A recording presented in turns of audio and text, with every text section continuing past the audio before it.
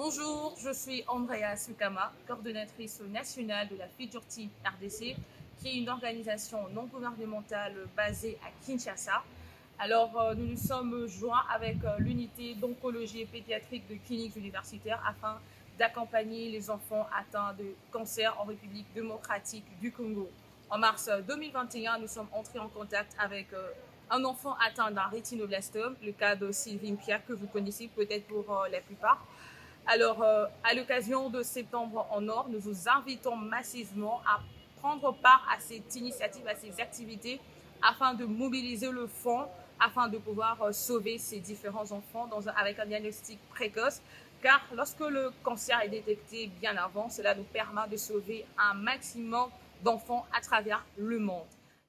Bonjour, je suis docteur Domo Nina dans le service d'hémato-oncologie de cliniques universitaires, qui est une unité d'oncologie pédiatrique, membre du groupe franco-africain d'oncologie pédiatrique. L'unité prend en charge les enfants atteints de cancer. Et dans cette unité, nous prenons en charge les différents types de cancers de l'enfant, notamment le cancer de la rétine que nous appelons le rétinoblastome, les cancers liés aux ganglions que nous appelons les lymphomes, le cancer lié aux cellules sanguines, notamment les leucémies, et le cancer lié aux reins que nous appelons les néphroblastomes, ainsi que le cancer que nous appelons habituellement tout type de cancer qui atteint l'os. Et dans le cadre du mois de septembre, Septembre en Or, aujourd'hui je suis avec un des parents dont l'enfant a été suivi pour un cancer de la rétine, le rétinoblastome, qui va vous parler de son appréhension. D'abord, elle va nous dire quels étaient les signes, qu'est-ce qu'ils avaient vu chez l'enfant en premier lieu et comment est-ce qu'elle a appréhendé la maladie de l'enfant, comment s'est déroulée la prise en charge et jusqu'à ces jours, c'est un enfant qui est en rémission. C'est Maman Kitenge. Bonjour docteur. Bonjour Maman Kitenge. Alors, dans le cadre de Septembre en Or, où on parle du cancer de l'enfant, on met l'accent sur le cancer de l'enfant. Et votre enfant c'est l'un des enfants que nous avons suivis, qui est en rémission, qui a eu un cancer de l'œil, le rétinoblastome.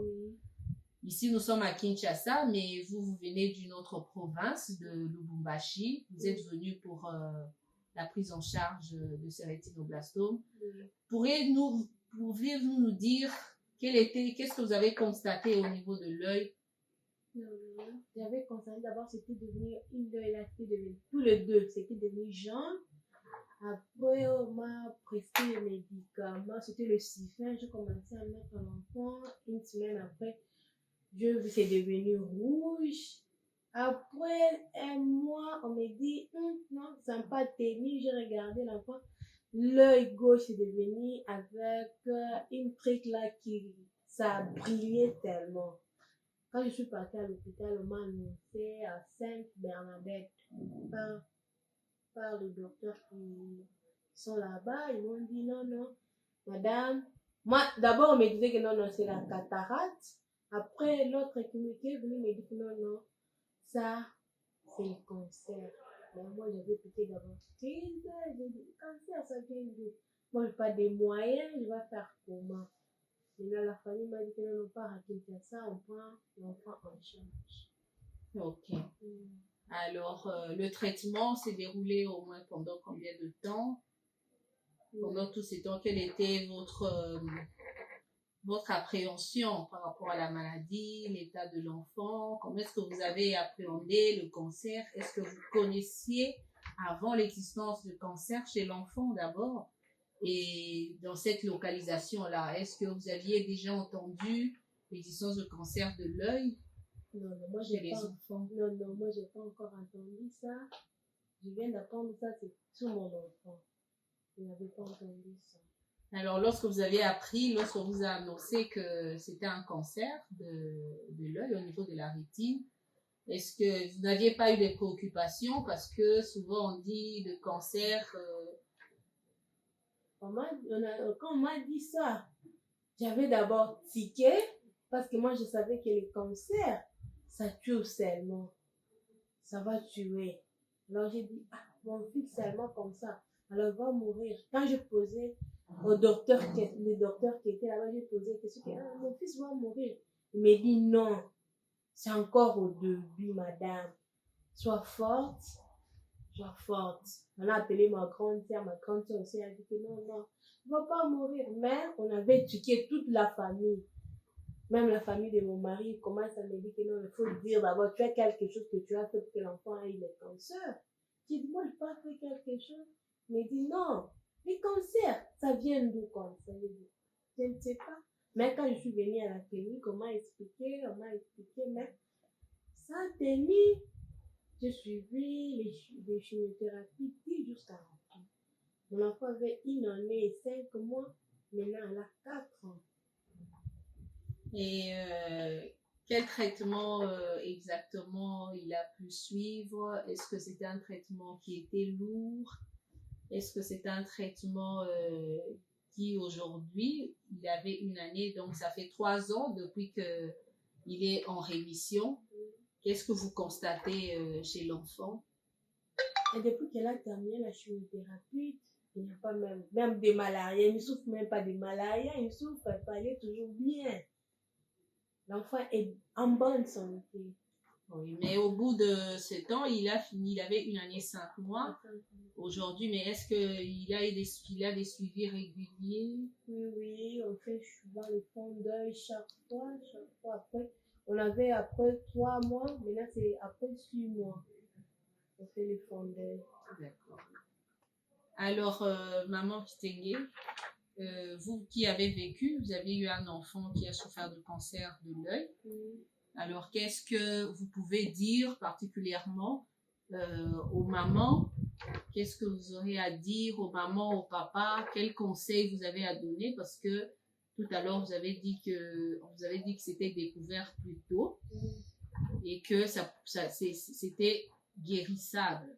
Alors, quels conseils donner aux papas, aux mamans qui ont leurs enfants qui soit traînent ou qui sont ignorants, qui ne connaissent pas, d'abord par rapport à la connaissance du cancer et puis à la prise en charge?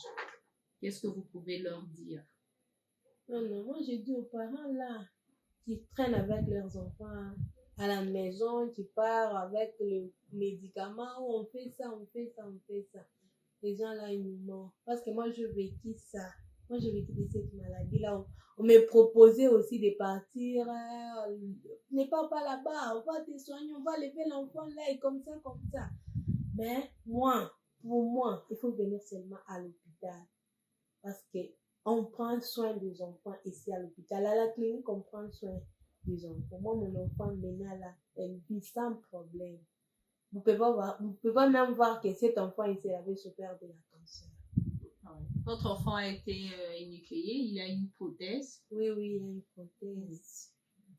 Alors, sur le plan des signes, qu'est-ce que vous pourrez dire aux parents, surtout aux mamans qui restent souvent avec les enfants, selon ce que vous avez connu de cette maladie?